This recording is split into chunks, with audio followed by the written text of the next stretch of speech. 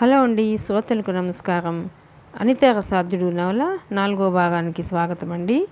చదువుతున్నది లక్ష్మి. ఈ నవల నచ్చంగానే ఒక లైక్ కొట్టండి. ఇక కథలోకి వెళితే, పీటర్ ఇండోర్ వెళ్ళిన మరుసటి రోజుకి సామంత్ ఎంటెక్ గోల్డ్ మెడలిస్ట్ అని రుజువు చేసి ఇండోర్ విశ్వవిద్యాలయం సర్టిఫికేట్స్ సంపాదించాడు. అందుకు తను 50,000 రూపాయలని నీళ్ల ప్రాయంగా ఖర్చు పెట్టాడు.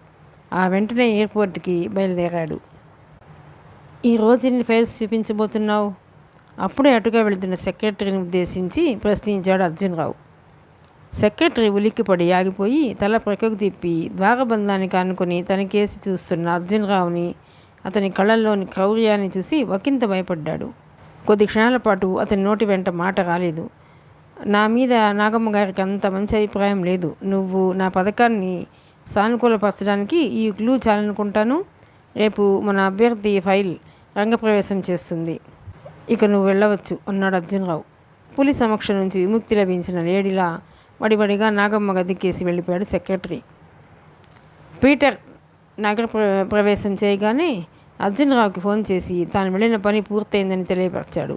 ఆ రోజంతా అర్జున్రావు, పీటర్, సెక్రటరీ చాలా బిజీగా ఉండి తాము సిద్ధం చేసిన పథకానికి తుది మెరుగులు దిద్దారు. మరుసటి రోజే సామంత్ ఫైల్ని అతి జాగ్రత్తగా నాగమ్మ వద్దకు చేర్చే పథకం కూడా సిద్ధమైంది. ఆ పైన దర్గాకి చేసి కనకారావుకి కొన్ని జాగ్రత్తలు చెప్పాడు పీటర్. ఇప్పటికి 25 ఫైల్స్ని తిప్పికొట్టిన నాగమ్మ గారు మనం సిద్ధం చేసిన ఈ ఫైల్ని మాత్రం తిప్పికొట్టరనే గ్యారంటీ ఏముంది? పీటర్ అనుమానంగా అన్నాడు. అర్జున్రావు చిన్నగా నవ్వాడు. ఉంది. ఎలానంటే ఆమె వయస్సు అందుకు సహకరిస్తుంది. చూసి చూసి విసుగు చెందిన ఆమె అసహనాన్ని ప్రోధి చేసుకుని ఉంటుంది. అసహనం అశాంతికి దారితీస్తుంది. ఆ అశాంతిలోంచే రాజీ ధోరణి పుట్టుకొస్తుంది. ఆ స్థితికి ఆమెను వెళ్ళాకే సామంత్ ఫైల్ ఆమె ముందుంచబోతున్నాం. అపజయం, సడలిన ఆత్మస్థైర్యం, ఎదురు దెబ్బలు మనిషి జడ్జిమెంట్ని దెబ్బతీస్తాయి. ఆమె జడ్జిమెంట్ దెబ్బతినడమే మన విజయానికి రాజమార్గం. ఇంకే సందేహాలు వద్దు, ఫైల్ లోపలికి పంపించు అంటూ సీట్లోంచి లేచిన అర్జున్రావు కొద్ది క్షణాలు కళ్ళు మూసుకుని ఏదో ఆలోచిస్తుండిపోయాడు. సెక్రటరీ ఫైల్ తీసుకొని బయలుదేరబోతుండగా, నువ్వు 1 నిమిషం ఆగు, మన పని మరింత తేలిగ్గా అయ్యేలా వ్యవహారాన్ని సానుకూలపరుచుకొని వస్తాను అంటూ అర్జున్రావు సడన్గా నాగమ్మ గదికేసి వెళ్ళిపోయాడు. ఉన్నట్టుండి నిర్ణయాల్ని మార్చుకోవడం అర్జున్రావుకి సర్వసాధారణమే. అలా అని పీటర్కి తెలుసు, సెక్రటరీకి తెలియదు. అందుకే అతను విస్తుపోయి అర్జున్రావు వెళ్ళిన దిక్కుకే చూస్తుండిపోయాడు. అసాధ్యుడు అర్జున్రావు మరేదో కొత్త ఎత్తు ఆలోచించి అలా వెళ్ళిపోయాడు. నువ్వేం ఆశ్చర్యపోకు అన్నాడు సెక్రటరీ కేసు చూస్తూ. అర్జున్రావు తన గదిలోకి రావడాన్ని నాగమ్మ చూసి, ఏం అర్జున్రావు, ఏమిటి విశేషాలు? నీ ముఖంలో ఆందోళన కనిపిస్తుందేమిటి అంది. అతను చెప్పడానికి కొద్ది క్షణాలు సందేహిస్తున్నట్లు నటించాడు. పర్వాలేదు చెప్పు అంది నాగమ్మ తిరిగి. మీ మాట దక్కించలేనేమోనని భయంగా ఉంది నాకు. అర్థం కానట్లుగా అన్నాడు కావాలనే. ఏ విషయం? పాప విషయం. పాప విషయమా? అర్థం కాలేదు. పాప నన్ను ఈ మధ్య తరచి అడుగుతోంది. ఏం జరిగింది? నాయనమ్మ ముఖంలో విచారం కనిపిస్తోంది. పూర్వంలా ఆమెలో హుషారు కనిపించడం లేదు. ఎందుకని అంటూ ప్రశ్న నన్ను శోధించేందుకు ప్రయత్నిస్తోంది. అప్పటికి తప్పించుకు తిరుగుతున్నాను. కానీ ఎన్నాళ్ళు ఇలా ఆమెలోని విచక్షణ జ్ఞానాన్ని దెబ్బకొట్టలా అన్నాడు. నాగమ్మ ఓ క్షణం ఉలిక్కిపడింది. తిరిగి అంతలోనే సర్దుకుంది. ఒకంతసేపు ఆలోచిస్తుండిపోయింది. పోనీ ఇన్నాళ్ళు అని మీరు నిర్దిష్టంగా చెప్పగలిగితే అన్నాళ్ళు తప్పించుకునేందుకు ఏదో ఉపాయం ఆలోచిస్తాను. ఆమె మీద మరింత ఒత్తిడి తెచ్చే ప్రయత్నం చేశాడు అర్జున్రావు. ఆమెలో ఆందోళన అధికమైపోయింది. ఆలోచనలు పోసాగాయి. మిమ్మల్ని ఇబ్బంది పెట్టాలని కాదు నా ఉద్దేశం. మన ప్రయత్నాలు నాయకిలో అనుమానాలను రేకెత్తిస్తే మన ఇంటెన్షన్ తప్పక ఆ పని చేస్తుందేమోనని భయంగా ఉంది. నాకు ఏం చేయాలో పాల్పోవడం లేదు. నాగమ్మ మెదడు పనిచేయడం ఆగిపోయింది. మన ప్రవర్తన అసంగతమైతే, ఆమె అనుమానాలకి బలంగా చేకూర్చితే మన ప్రయత్నం అంతా వృధా కాదా? నేను అన్నానని కాదు, మీరు ఆలోచించండి. ఆ పైన మీరేం చేయమంటే అదే చేస్తాను. మిగిలిన ఆమె కొద్దిపాటి ఆలోచనలకి చేతపట్టించాడు అర్జున్రావు. అప్పుడు ప్రారంభమయ్యాయి ఆమెలో తొందరపాటు, ఆందోళన, అశాంతి. ఏ విషయంలోనైనా నిర్ణయాలు త్వరగా తీసుకోవడం చాలా మంచిది. మీకు చెప్పేంత వాడిని కాదు. అలా అని చూస్తూ ఊరుకోలేను. ఆమెలోని జడ్జిమెంట్ నశించడం ప్రారంభమైంది. మరి నేను వస్తాను. ఇక్కడి నుండి త్వరగా బయటపడి మీ మాటను దక్కించాలి అంటూనే వేగంగా బయటకు నడిచాడు అర్జున్రావు. అతనికి ఇప్పుడు ఆనందంగా ఉంది. తన పథకం సానుకూల పడుతుందనే పూర్తి నమ్మకం కుదిరింది. తన కోసమే ఎదురు చూస్తున్న పీటర్ సెక్రటరీలను చేరుకుని ధైర్యంగా వారి కేసు చూశాడు. ఆ వెంటనే సెక్రటరీ సామాన్ ఫైల్ తీసుకుని నాగమ్మ గదికేసి నడిచాడు. సాయంత్రం 6 గంటలకు నరసింహం పోలీస్ స్టేషన్ బయటకు వచ్చి మోటార్ బైక్ ఎక్కాడు.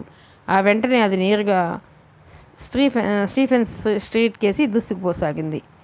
అయ్యా, తమరి రంగ ప్రవేశం దగ్గర పడింది. 2-3 రోజుల్లోనే తమరిని నాగమ్మ గారి ముందుంచబోతున్నాం. అప్రమత్తంగా ఉండాలి. ఏమాత్రం నిర్లక్ష్యంగా వ్యవహరించినా నా పని పీటర్ సాబ్ పడతాడు. పీటర్ సాబ్ పని అర్జునరావు సాబ్ పడతాడు. అర్జునరావు సాబ్ పని నాగమ్మ గారు పడతారు. అలా అని లింక్ అయిపోలేదు నీ పని కూడా. కనకారావు షేవింగ్ చేసుకుంటున్న సామంత్ కేసు చూస్తూ అన్నాడు. సామంత్ చేస్తున్న పనిని వక్షణం ఆపి కనకారావు కేసు చూస్తూ, నీలా నేను వెర్రివాడిని కాదు, వెంగళప్పని అంతకంటే కాదు. నా వ్యవహారం వదిలేసి ముందుగా నీ వ్యవహారం చూసుకో అన్నాడు తిరిగి పనిలోకి వెళుతూ. Narasimham bullet motor bike Stevens street మలుపు తిరిగింది. అతను హుషారుగా ఉన్నాడు. తనకు లభించబోయే స్వర్గాన్ని తలుచుకుని మురిసిపోతున్నాడు. అతని కళ్ళకి ఇప్పుడు మధుమతి తప్ప మరెవరూ కనిపించడం లేదు. మధుమతి ఉంటున్న బిల్డింగ్ తప్ప మరేదీ కనిపించడం లేదు.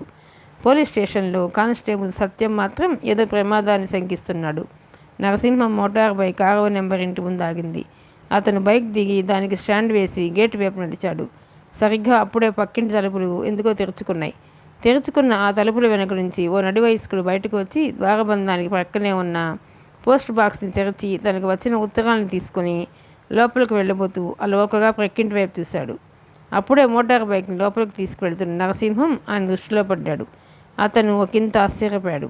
ఆ తర్వాత తలనాడిస్తూ లోపలికి వెళ్ళిపోయి తలుపులు వేసుకున్నాడు.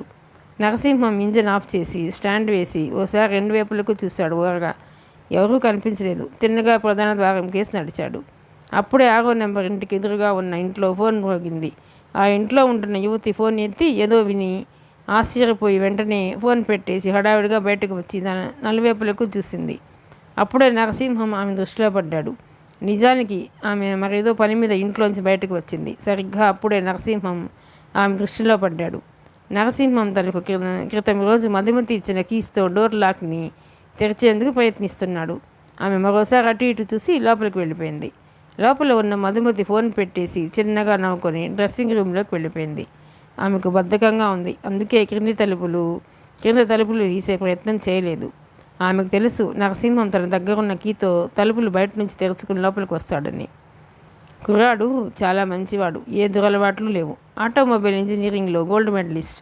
ఏ వెహికల్నైనా క్షణాల్లో బాగు చేయగల ప్రాక్టికాలిటీ ఉంది. తాను సొంతంగా ఎక్కువ మైలేజీ ఇచ్చే పెట్రోల్ ఇంజన్ కనిపెట్టే ప్రయత్నంలో ఉన్నాడు. వీటన్నిటినీ మించి బహు అందగాడు. కానీ సెక్రటరీ చెప్పడం ఆపి సందేహంగా నాగమ్మ కేసు చూశాడు. చెప్పు అందామె అన్యమనస్కురాలి. అతని వెనుక చిల్లిగా వాస్తు లేదు. నా అన్నవాళ్ళు ఎవరూ లేరు. అమ్మ లేదు, నాన్న లేడు. తోడబుట్టిన వాళ్ళు అసలే లేరు. ఒంటరివాడు. అందుకే అతను జనంతో అంతగా కలవడు. ఎప్పుడూ యంత్రాల మధ్య ఉంటాడు. అతని జీవితంలో ఎక్కువ భాగం ప్రాణం లేని యంత్రాలకు ప్రాణం పోసేందుకు, వాటిని ఆధునీకరించేందుకే ప్రయత్నిస్తుంటాడు. సెక్రటరీ చెప్పడం ఆపాడు. ఒకంతసేపు నాగమ్మ ఏం మాట్లాడలేదు. ఆలోచిస్తుండిపోయింది. అసలు ఈ సంబంధం తెచ్చేవాడిని కాదు. కాకపోతే ఆస్తి లేకపోయినా కుర్రాడు మంచివాడు, తెలివిగలవాడు, అందగాడిని తెచ్చాను. దిక్కుమొక్కు లేని, వెనక ముందు ఎవరూ లేని ఈ సంబంధం తెచ్చేవాడిని కాదు. కాకపోతే గొప్ప మేధావిని తెచ్చాను. ఈ అనాథ సంబంధం తెచ్చినందుకు తమరు క్షమించాలి. మరో వారంలో మరికొన్ని సంబంధాలు తెస్తాను. భయం నటిస్తూ అన్నాడు సెక్రటరీ. ఆమె ఇంకా నోరు విప్పలేదు. నేను అప్పుడే అనుకున్నాను ఈ సంబంధం మీకు నచ్చదని. కానీ నన్ను నసుగుతూ ఆపై మాటల్ని మృంగేశాడు. నాగమ్మ కుర్చీలోంచి లేచింది. ఆపై నెమ్మదిగా కిటికీ వద్దకు నడిచింది. సెక్రటరీ ఉత్కంఠతో ఆమె అభిప్రాయానికి ఎదురు చూస్తున్నాడు. ఆమె సామంతిని అంగీకరిస్తే తనకు లక్షల సొమ్ముని ముట్టజెబుతాడు అర్జునరావు. కాదంటే డబ్బుకు డబ్బు పోతుంది. అనవసరపు చిక్కులు వచ్చి తనని చుట్టుముడతాయి. సరిగ్గా అదే సమయంలో ఆ గదికి ప్రక్కనే ఉన్న హాల్లో అర్జునరావు తన పథకం ఏ ఆటంకం లేకుండా సాగిపోవచ్చనే పూర్తి విశ్వాసంతో ఉన్నాడు. సరిగ్గా 5 నిమిషాల తర్వాత ఆమె నోరు తెరచి, ఈ సంబంధం నాకు నచ్చింది అంది నెమ్మదిగా. ముందు ఆమె ఏమన్నదో అర్థం కాలేదు. అర్థమయ్యాక ఆనందోద్వేగం సెక్రటరీని ఉక్కిరి చేసింది. అయినా అర్జునరావు ఆడమన్న నాటకం ఇంకా పూర్తి కాలేదు. అతనికి నయా పైసా ఆస్తి లేదు. కనీసం వెనుక ముందు కూడా తన వాళ్ళెవరూ లేని అనాథ. మీరు నన్ను క్షమించాలి. మరో 2 వారాలు టైం ఇస్తే మరికొన్ని మంచి సంబంధాలు చూస్తాను నొచ్చుకుంటున్నట్లుగా అన్నాడు సెక్రటరీ. ఆమె తల విదిలిస్తూ, అక్కర్లేదు, నాకు ఈ సంబంధం నచ్చింది. ఎవరూ లేకుండా, ఏ ఆధారము లేకుండా స్వశక్తితో పైకొచ్చాడంటే భవిష్యత్తులో ఎలాంటి కష్టాలనైనా అధిగమించగలడు. చేతిలో చిల్లిగవ్వ లేకుండా కూడా జీవితంలో నెగ్గుకు రాగలడు. ఆటోమొబైల్ ఇంజనీరింగ్ ఎంటెక్ చేయటమే కాక పిహెచ్డి కూడా చేయడం అతని ఏకాగ్రతను తెలియజేస్తుంది. రోజుకో రంగం వైపు మొగ్గు చెప్పకుండా ఎన్నుకున్న రంగంలోనే పైకి రావాలనే పట్టుదలను కూడా అతను సాధించిన పిహెచ్డి పట్టా మనకు తెలియజెబుతోంది. ఇకపోతే నాకు కావలసింది వెనుక ముందు ఎవరూ లేని ఎలిజిబుల్ బ్యాచులర్. అతను అలాంటి వాడే కదా. అతను ఎప్పుడు యంత్రాల మధ్య గడుపుతాడంటున్నావు. అదే ఏకాగ్రత. ప్రాణమున్న మనుషుల్ని నమ్మి మోసపోతామేమో కానీ ప్రాణం లేని ఆ యంత్రాలు మనల్ని ఎట్టి పరిస్థితుల్లోనూ మోసం చేయవు. ఆమె చివరిగా అన్న మాటలకు సెక్రటరీ ఒకంత ఉలిక్కిపడ్డాడు. గిల్టీగా ఫీల్ అయ్యాడు. ఈ ప్రపంచంలో అన్నీ ఉన్నా ఆత్మవిశ్వాసం, ఆత్మస్థైర్యం లేనివాడే ఒంటరివాడు. ఇతను ఒంటరివాడు కాడు. కాకపోతే శారీరకమైన ఒంటరితనం ఉండవచ్చు. అది పెళ్ళైతే పోతుంది. నా మనుమరాలు అతని ఒంటరితనాన్ని తరిమి కొడుతుంది. ఈ సంబంధం నాకు నచ్చింది. ఫైల్ ఓసారిలా ఇవ్వు అంది సెక్రటరీ వైపు తిరిగి నాగమ్మ. సెక్రటరీ ఫైల్ అందించాడు. ఆమె సోఫాలో కూర్చుని ఫైల్ ఓపెన్ చేసి సామంత్ ఫోటోను ముందుగా చూసింది. కొద్ది క్షణాల తర్వాత ఆమె మోములో చిరుతరహాసం కదలాడింది. ఆ తర్వాత సర్టిఫికేట్స్ అన్నింటినీ క్షుణ్ణంగా పరిశీలించి సంతృప్తి పడింది నాగమ్మ. ఆ సమయంలో సెక్రటరీ తెగ భయపడ్డాడు. పీటర్ తెచ్చిన ఆ సర్టిఫికేట్స్ బోగస్ అని ఏమాత్రం నాగమ్మ పసిగట్టినా తన పని ఆ రోజుతో అయిపోతుందనే అతని భయం. ఆమె కళ్ళల్లో సెక్రటరీకి తృప్తి కనిపించింది. అప్పుడు గుండె నిండా ఊపిరి తీసుకున్నాడు. వెంటనే అబ్బాయిని అమ్మాయి చూసుకునే ఏర్పాట్లు చేయి. ఫైనల్గా ఇద్దరికీ ఒకరికొకరు నచ్చితే వెంటనే వివాహం జరిపించేయాలి. పెళ్ళి ఎంత త్వరగా జరిగితే అంత మంచిది. ఈ రోజు నుంచి ఆ ఏర్పాట్లలో ఉండండి అంది ఇక వెళ్ళి రమ్మన్న భావాన్ని వ్యక్తం చేస్తూ. సెక్రటరీ వినయంగా తలూపి బయటకు వెళ్ళిపోయాడు. అది అర్జునరావు గెస్ట్ హౌస్. ఇప్పుడు అక్కడ అర్జునరావు, పీటరు, కనకారావు, సెక్రటరీ సమావేశమై ఉన్నారు. ఇంతవరకు అంతా సవ్యంగానే జరిగింది. నాగమ్మ గారు ఎప్పుడు పిలిపించే పూజారికి ఈ రాత్రికి ఓ 10,000 క్యాష్ పంపించండి. సరిగ్గా మరో 3 రోజుల్లోనే పెళ్లి ముహూర్తం పెట్టమని చెప్పండి. ఇంత త్వరగా అని నాగమ్మ గారు అడిగితే అది చాలా గొప్ప ముహూర్తమని చెప్పమని చెప్పండి. ఇక నేను అలాగూ నాయకి నా నుంచి వివరాలు లాగేందుకు తొందరపడుతోందని నాగమ్మ గారిని టెన్షన్లో పెడతాను. అర్థమవుతుందా? అర్జునరావు అందరికేసి చూస్తూ ప్రశ్నించాడు. అందరూ అర్థమైందన్నట్లు వినయంగా తలలోపారు. పెళ్లి స్థలం ఖరీదైన హోటల్లో అరేంజ్ చేయండి. ఎందుకంటే సామంత్ వీధి మనిషి. చిల్లర మనుషులకు అతను బాగా ఎరిగిన వాడే ఉంటాడు. పెళ్లి మామూలు కళ్యాణ మండపాల్లో చేస్తే అతన్ని ఎరిగిన వాళ్ళు రావచ్చు. సామంత్ని గుర్తుపడితే అసాబాసా కావడమే కాకుండా మనం దొరికిపోతాం. అర్జునరావు చెప్పే సూచనల్ని నోట్ చేసుకుంటూ పోతున్నాడు సెక్రటరీ. సామంత్ రెడీయేనా? కనకారావు కేసు చూస్తూ అడిగాడు అర్జునరావు. Ready sir. అచ్చం దొరబాబులా తయారయ్యాడు. ఇంగ్లీషు, హిందీ అనర్గళంగా మాట్లాడగలుగుతున్నాడు. మీరు అతని గురించి ఏ అనుమానాన్ని పెట్టుకోనక్కర్లేదు, కనకారావు కాన్ఫిడెంట్గా అన్నాడు. మరో విషయం, పెళ్లి కాగానే ఆ ఫోటోలన్నీ పత్రికల్లో ప్రింట్ అయ్యే ఏర్పాట్లు చేయాలి. పెళ్లికి రిజిస్ట్రార్ ఆఫ్ మ్యారేజెస్ని తప్పకుండా పిలవాలి. అన్నిటికంటే ముఖ్యమైన విషయం ఒకటి ఉంది. పెళ్లి కాగానే నీ మనుమరాలి భర్త ఒక దొంగ, దుష్టుడు, దుర్మార్గుడు, ప్లాట్ఫారం బాపుతూ చదువు సంధ్య లేనివాడు అని రుజువు చేసే సాక్ష్యాలు సిద్ధంగా ఉంచుకోవాలి. ఒక్కసారి వాటన్నింటినీ నాగమ్మ గారికి చూపించి ఆమెను పూర్తిగా అప్సెట్ చేయాలి. ఇవన్నీ 3 రాత్రులంటే నాయకకి, సామంతికి శోభనం జరిగాక అయితే మరింత బాగుంటుంది. అర్జునరావు చెప్పడం ఆపాడు. అతని క్రూరత్వానికి, అతనిలో దాగున్న కసికి అక్కడున్న అందరూ ఓ క్షణం భయపడ్డారు. కత్తితో పొడిచిన వాళ్లను, పిస్టల్తో కాల్చిన వాళ్లను, హ్యాండ్ గ్రెనేడ్స్ విసిరేవాళ్లను, ఉత్త చేతులతో పీకలు పిసికి చంపేవాళ్ళని కూడా చూశాడు కనకారావు. కానీ ఇలా అర్జునరావు లాంటి కూల్ కిల్లర్ని అంతవరకు చూడలేదు.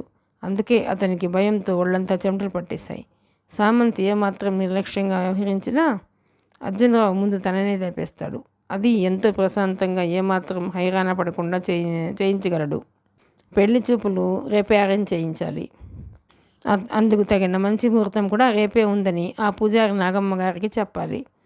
సెక్రటరీ అర్జునరావు తన పథకం పట్ల చూపిస్తున్న తెలివితేటలకు విస్తుపోతున్నాడు. పాపం, చాలా మంచిది నాగమ్మ గారు. ఆమె మనమరాలు అంతే. ఏ అండా లేని ఆ ఇద్దరు ఆడవాళ్లను ఎందుకిలా పగబట్టి వెంటాడుతున్నాడు అర్జునరావు? ఎన్నో రకాలుగా పగా ప్రతీకారాలు తీర్చుకునే వాళ్ళని తను చూశాడు, కానీ ఇలా మానసికంగా కూడా చంపవచ్చని తెలుసుకోవడం ఇదే తనకు తొలిసారి. ఎప్పుడు చూసినా క్రీమ్ కలర్ సఫారీ డ్రెస్తో ఎంతో నిశ్చలంగా ప్రశాంతంగా పెద్ద మనిషిలా ఉండే అర్జునరావుకి ఇంత క్రిమినల్ బ్రెయిన్ ఉందా? ఎప్పుడూ గట్టిగా అరచి కూడా ఎరిగిన అర్జునరావులో ఇంత రాక్షసత్వం దాగుందా? సెక్రటరీ ఓ ప్రక్క అర్జునరావు చెప్పే సూచనల్ని రాసుకుంటూనే మరో ప్రక్క ఆలోచిస్తున్నాడు. ఈ నా పథకం గురించి తెలిసిన వాళ్ళు నలుగురు, మీ ముగ్గురు ప్లస్ సామంత్. ఇది ఏమాత్రం లీకైనా ఎవరు ప్రాణాలతో మిగలరు నవ్వుతూ అన్నాడు అర్జునరావు. పీటర్ తప్ప మిగతా ఇద్దరు అతని హెచ్చరికకు ఉలిక్కిపడ్డారు. ప్రామిస్ చేసిన టైంకి రాలేదు. నేను మీకోసం ఎంత ఆతృతగా ఎదురు చూస్తుంటానో మీకు తెలియదా? మెట్టెక్కుతున్న నరసింహానికి వినిపించిన మాటలు ఇవి. ఆమె మాటలకు అతను గర్వపడ్డాడు. కేవలం తన కోసమే ఆమె పాపం ఆశగా ఎదురు చూస్తుంటుంది. ఇది చాలా గొప్ప విషయం. ఓ అందమైన ఆడపిల్లను, అందున పెళ్లి కాని ఆడపిల్లను నిరీక్షణలో ఉంచగలగటం చాలా గొప్ప విషయం, గొప్ప అదృష్టంగా కూడా అని తనలో తాను ఫీల్ అవుతూ ఫస్ట్ ఫ్లోర్ డ్రాయింగ్ హాల్లోకి చేరుకున్నాడు. కూర్చోండి అని వినిపించాయి మధుమతి మాటలు. ఈసారి కూడా బాత్రూమేనా? ఉన్న పడాన వెంటనే బయటకు వచ్చేయకూడదు. అతని గొంతులో కైపు తొంగి చూసింది. అబ్బా ఆశ, ఈసారి అక్కడ కాదు. అయితే వెంటనే వచ్చినా పెద్ద ప్రయోజనం ఉండదు. అవునా? ఏమో, మీ అదృష్టం మీద ఆధారపడి ఉంటుంది అదంతా. వెంటనే రానా? ఆమె కంఠంలో మాధవం తొంగి చూసింది. కంగారు పడవద్దు, ఎంతసేపు అయినా ఉండటానికి వచ్చాను. ఒకసారి వచ్చి తిరిగి వెళితేనే బాధ. పని పూర్తి చేసుకుని రా అన్నాడు నరసింహం అక్కడే ఉన్న డెబోనెయిర్ మ్యాగజైన్లోని సెంటర్ స్ప్రెడ్ పోస్టర్ని కసిగా చూస్తూ. మరో 2 నిమిషాలు నిశ్శబ్దంగా గడిచిపోయాయి. అప్పుడు బయటకు వచ్చింది మధుమతి. అప్పుడు ఆమె నైటీలో ఉంది. పలుచని నైటీలోంచి ఆమె వంపు సంపులు స్పష్టంగా కనిపిస్తున్నాయి.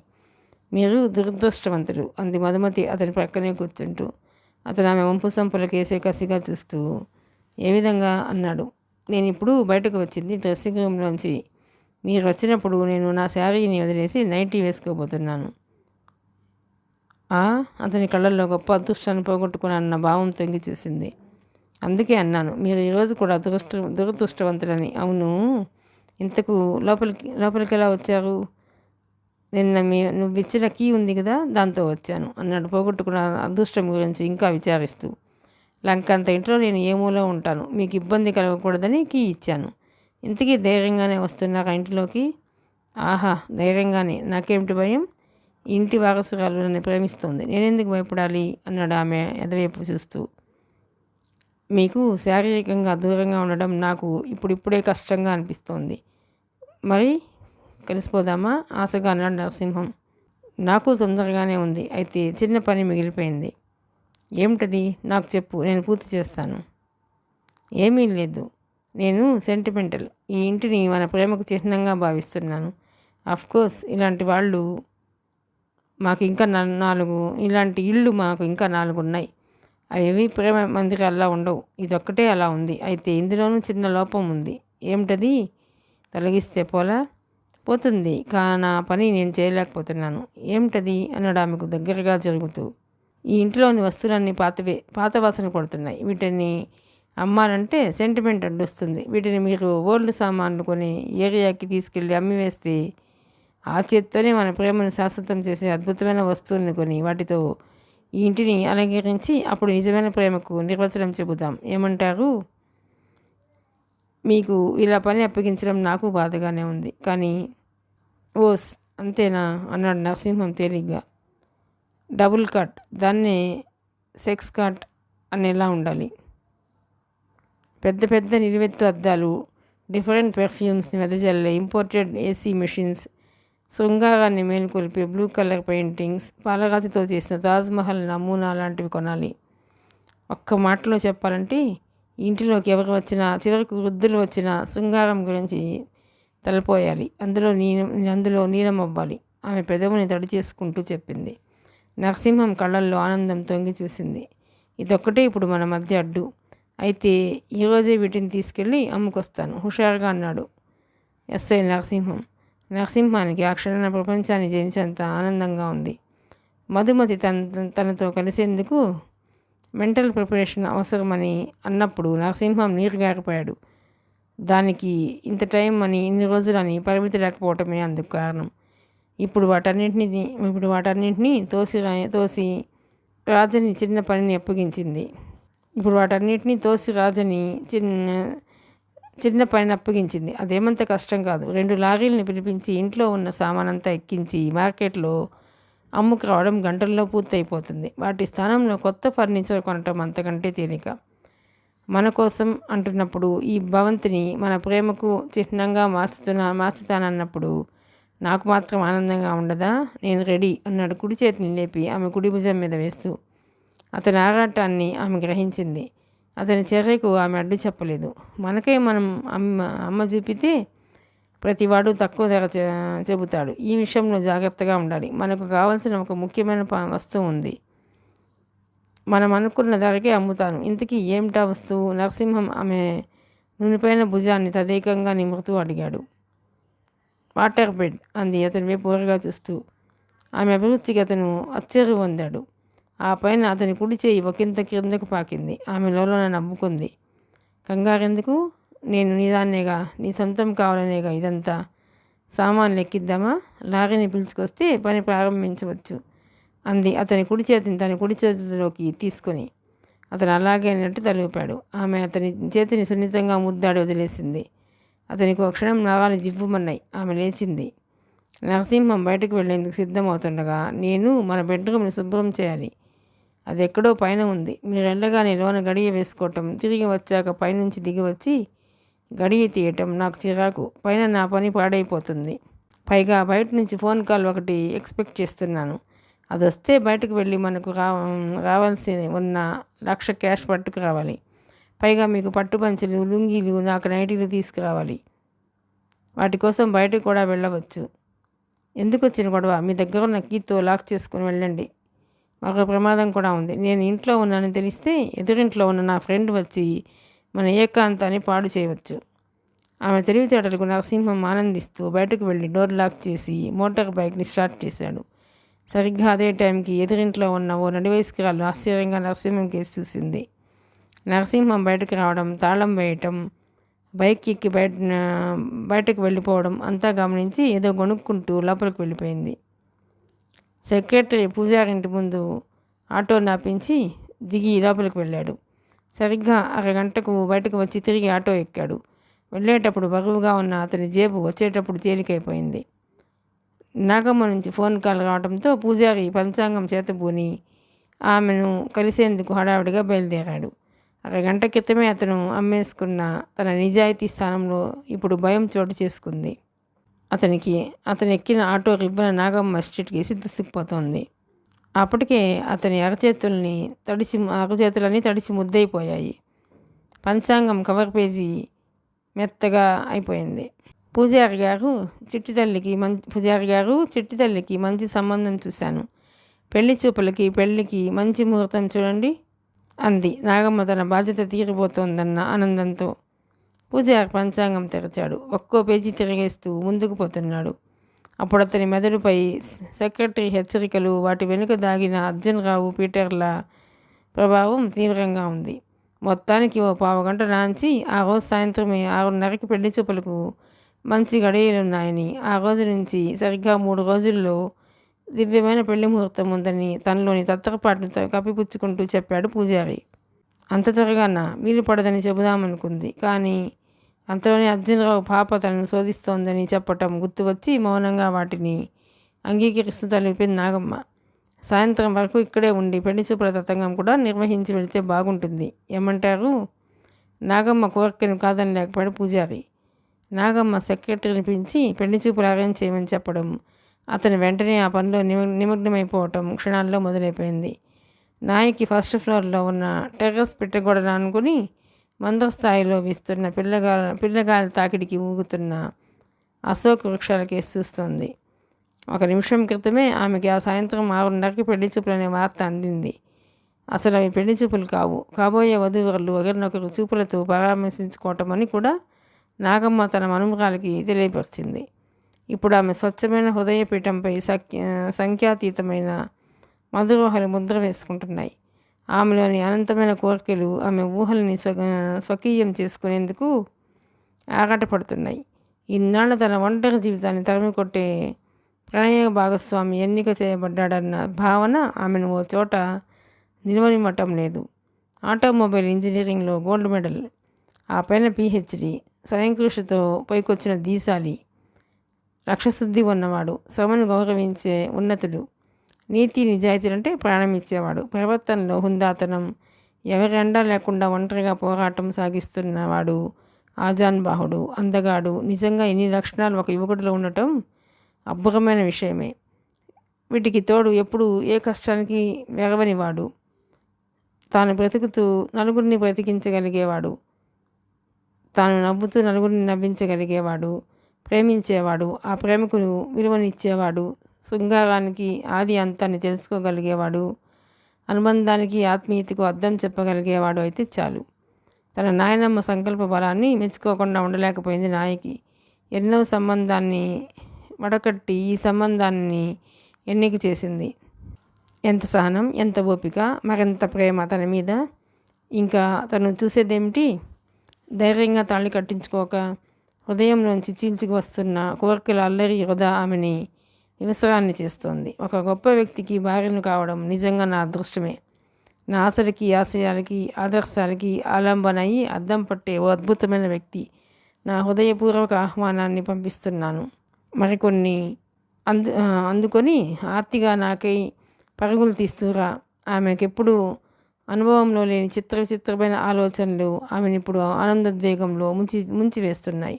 వెళ్ళిన అరగంటకు 2 అశోక్ లేలాండ్ లారీలతో తిరిగి వచ్చాడు నరసింహం.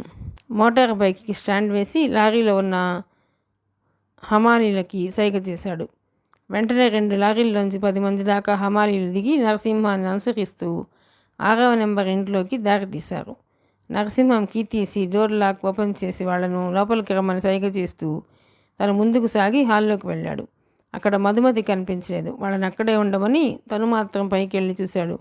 అయినా మధుమతి కనిపించలేదు. పైనున్న గదులన్నీ వెతికాడు. ఫలితం లేకపోవడంతో షాపింగ్కి బయటకు వెళ్ళి ఉంటుందని భావించి కిందకి వచ్చి పాత ఫర్నిచర్ని లారీల్లోకి ఎక్కించమని ఆజ్ఞ జారీ చేశాడు. ఆ కార్యక్రమం దాదాపు గంట సేపు పట్టింది. నరసింహం తిరిగి ఇంటికి తాళం వేసి లారీలతో బయలుదేరాడు. ఈసారి 6వ నెంబర్ ఇంటికి ఇరువైపులా ఉన్న ఇళ్లలో నివసిస్తున్న కొందరు నరసింహాన్ని, అతని పనుల్ని చూసి విస్తుపోయారు. వాళ్ళు అలా వెళ్ళిపోగానే మధుమతి వేగంగా 6వ నెంబర్ ఇంటి వెనుక వైపు చేసుకుంది. 6వ ఇంటి వెనుక వైపు చేరుకుంది. పెరటి ద్వారాన్ని తెరుచుకుని ఇంటిలోకి ప్రవేశించింది. అప్పుడు సమయం సాయంత్రం 6 గంటలు. ఇల్లంతా చీకటిగా ఉంది. అప్పటి వరకు హ్యాండ్ బ్యాగ్లో ఉన్న పెన్ టార్చ్ బయటకు తీసి బటన్ ప్రెస్ చేసింది. సన్నటి వెలుగురేఖ లేసర్ బీమ్లా 10 అడుగుల దూరం వరకు దూసుకుపోయింది. దాని సహాయంతో మెల్లగా మెయిన్ హాల్లోకి వచ్చింది. ఎక్కడో క్షణం ఆగి టార్చ్ని నలువైపులా తిప్పుతూ చూసింది. హాల్ అంతా బోసిగా కనిపించింది. చిరునవ్వు ఓ క్షణకాలం ఆమె పెదవులపై మెరిసి అదృశ్యమైపోయింది. ఆమె అక్కడి నుండి టెలిఫోన్ దగ్గరకు నడిచి పక్కనే ఉన్న స్టూల్ మీద కూర్చుని ఫోన్ చేతిలోకి తీసుకుని 157కి రింగ్ చేసి అత్తిడికి ట్రంకాలు బుక్ చేసింది. నో డిలే సర్వీస్ కావడంతో క్షణాల్లో లైన్ దొరికింది. ఫోన్లో ఓ వ్యక్తి లైన్లోకి వచ్చాడు. ఆ వ్యక్తి వంట ఆముదం వ్యాపారం చేస్తుంటాడు. అతనితో ఆముదం వ్యాపారం గురించి పావుగంట మాట్లాడి ఫోన్ పెట్టేసింది. ఒకంత నిశ్చలంగా ఉండి మరలా ఫోన్ని చేతిలోకి తీసుకుని అమలాపురం నెంబర్కి కాల్ బుక్ చేసింది. క్షణాల్లో లైన్ దొరికింది. అతను కొబ్బరి పీచు వ్యాపారం చేస్తుంటాడు. ఆ వ్యాపారం గురించి అతనితో మరో 20 నిమిషాలు మాట్లాడి ఫోన్ పెట్టేసింది. ఆ తర్వాత జ్యోతి చిత్ర టెలిఫోన్ ప్యాకెట్ డైరెక్టరీ తీసి మెగాస్టార్ చిరంజీవి ఇంటికి రింగ్ చేసి చిరంజీవి కావాలని అడిగింది. చిరంజీవి, అల్లు అరవింద్ ఇంటికి వెళ్ళారని చెప్పడంతో ఆయన కూతురు హనీ కావాలని అడిగింది మధుమతి. కొద్ది క్షణాల తర్వాత చిన్న పాప కంఠం ఫోన్లో వినిపించింది. హలో అంటూ. నేను మీ నాన్నగారి అభిమాని అంటూ పావుగంట మాట్లాడి ఫోన్ పెట్టేసింది. ఆ తర్వాత వరుసగా సినీ స్టార్స్ అందరికీ ఫోన్ చేయటం, 10 నిమిషాలు మాట్లాడటం, ఫోన్ పెట్టేయటం, అలా ఓ గంట సేపు ఆ వ్యవహారం నడిచింది. ఆ తర్వాత బొంబాయి కోడ్ తెలుసుకుని రేపు ఇంటికి ఫోన్ చేసింది. ఆ తర్వాత బొంబాయి కోడ్ తెలుసుకుని రేఖ ఇంటికి ఫోన్ చేసింది. 40 దాటుతున్న మీ శరీరాన్ని నవయవ్వనంతో ఎలా కాపాడుకోగలుగుతున్నారంటూ మొదలెట్టి పావుగంట మాట్లాడింది. ఆ తర్వాత మాధురి దీక్షిత్కి, సంగీత బిజిలానీకి, మందాకినికి వరుసగా ఫోన్ చేసి మాట్లాడింది. దిలీప్ కుమార్తో మాట్లాడుతుండగా మోటార్ సైకిల్ శబ్దం వినిపించింది. చటుక్కున పెట్టేసి టార్చ్ వెలుగులో ఎలక్ట్రిక్ బోర్డ్ దగ్గరికి వెళ్ళి ఒక ఫీజుని బయటకు తీసి దానిలోని రాగి తీగని కట్ చేసి తిరిగి దాన్ని యథాస్థానంలో ఉంచి వేగంగా వచ్చి సోఫాలో కూర్చుండిపోయింది. నరసింహం లోపలికి వస్తుండగానే ఫీజు పోయినట్టుంది, కరెంట్ లేదు, అరగంటల నుంచి ఒక్కదాన్ని భయంతో చచ్చిపోతున్నాను అంది. ఆ వెంటనే ఆమె చేతిలోని టార్చ్ వెలిగింది. ఎందుకు భయం, నేనున్నాగా అంటూ నరసింహం పెన్ టార్చ్ వెలుగులో మధుమతి దగ్గరికి వచ్చాడు. ఆమె చటుక్కున అతని ఎదపై వాలిపోయింది. ఆ చెర్రకు అతని శరీరం వేడెక్కిపోయింది. అతని నరాలు జివ్వుమన్నాయి. అతని చేతులు ఆమెను కైవసం చేసుకునేందుకు ప్రయత్నిస్తుండగా ముందు ఫీజు వేయండి అంది మృదువుగా అతని నుంచి విడిపడుతూ.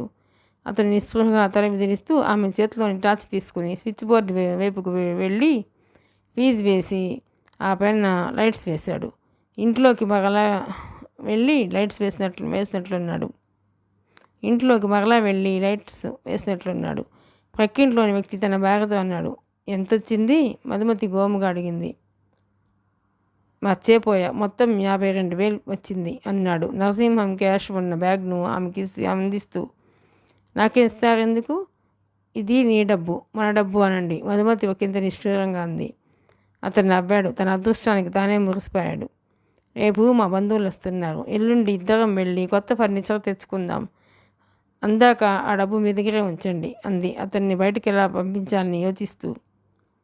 తన మీద మధుమతి అంత నమ్మకం ఉంచడంతో అతను గర్వపడ్డాడు. ఆ పైన ఆమెకేసి కాక్షగా చూస్తూ ఒక్కో అడుగు వేయసాగాడు. అతని నుంచి రాత్రికి అలా తప్పించుకోవాలని మధుమతి మదన పడుతుండగా ఫోన్ రింగ్ అయింది. మధుమతి చటుక్కున ఫోన్ అందుకుంది. ఫోన్లో ఆ వైపు నుంచి ఎవరో డిఐజీ గారు ఉన్నారా అని అడగడం వినిపించింది. ఇప్పుడా? మరో 10 నిమిషాల చెప్పా పెట్టకుండా ఊడిపడ్డారేం? విసుగుని ప్రదర్శిస్తూ అంది మధుమతి. ఫోన్కి ఆ వైపు ఉన్న వ్యక్తి మధుమతి మాటలకు బిత్తరపోయాడు. సరే రండి, ఏం చేస్తాను తప్పుద్దా? ఆతిథ్యం ఇవ్వడం ఎదురు చూస్తుంటాను అని ఫోన్ పెట్టేసి నరసింహం వైపు విచారంగా చూసింది. ఏముంది, ఎక్కడి నుంచి ఫోన్? నరసింహం అనుమానంగా అడిగాడు. మా బంధువులు ఔరంగాబాద్ నుంచి తగలడ్డారు, చిరాకు నటిస్తూ అంది. ఇప్పుడెలా? నిరాశగా అన్నాడు నరసింహం. వాళ్ళు వస్తే ఓ పట్టాన వెళ్ళి చావరు. ఓ పని చేద్దాం, మీరు బయట తాళం వేసుకుని వెంటనే వెళ్ళిపోండి, నేను హాయిగా నిద్రపోతాను. వాళ్ళు వచ్చి ఇంటికి తాళం వేసి ఉండడం చూసి హర్ట్ అయ్యి ఏదైనా హోటల్కి వెళ్ళిపోతారు. ఆ కోపంతో మరలా రారు. ఎల్లుండి మీరు వచ్చేస్తే మనం షాపింగ్కి వెళ్ళి ఆ పైన చెప్పలేను, సిగ్గేస్తుంది అంది మొహాన్ని జగచేతుల్లో దాచుకుంటూ. అతను ఆనందంగా తలూపి చటుక్కున ఆమె వైపుకు గెంతి ఆమె ఎద్దపై ముద్దు పెట్టుకుని వేగంగా బయటకు వెళ్ళిపోయాడు. అతని చర్యకు ఆమె కోపగించుకోలేదు, నవ్వుకుంది. తన అందం, ఆ వెనుక దాగిన ఆకర్షణ ఏ మగాడిని మంచి బాలుడిగా ఉంచడని తనకు బాగా తెలుసు. తన అందం, ఆ వెనుక దాగిన ఆకర్షణ ఏ మగాడిని మంచి బాలుడిగా ఉంచవని తనకు బాగా తెలుసు. ఆ పైన ఇంట్లోని లైట్స్ అన్నింటినీ ఆర్పివేసింది. చీకట్లోని నించుని ఆలోచించసాగింది. సామంత్ చెప్పిన పనులన్నింటినీ తను సక్రమంగా నిర్వహించింది. ఏదైనా పొరపాటు జరిగిందా అని తనను తాను తరచి ప్రశ్నించుకుంది. ఒకంతసేపటికి అలాంటివిదేమీ లేదని సమాధానపడింది. ఆ తర్వాత మరికొన్ని ట్రంక్ కాల్స్, ఎస్టీడీలు చేసుకుని ఆ ఇంటి నుంచి బయటపడింది.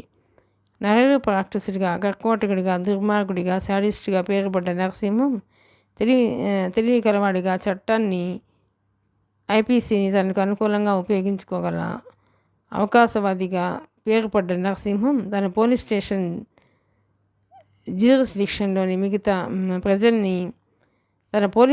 జ్యూరిస్డిక్షన్లోని ప్రజల్ని గడగడలాడించగల నరసింహం మొట్టమొదటిసారి మెడలోతు ఊబిలోకి దిగిపోయాడు.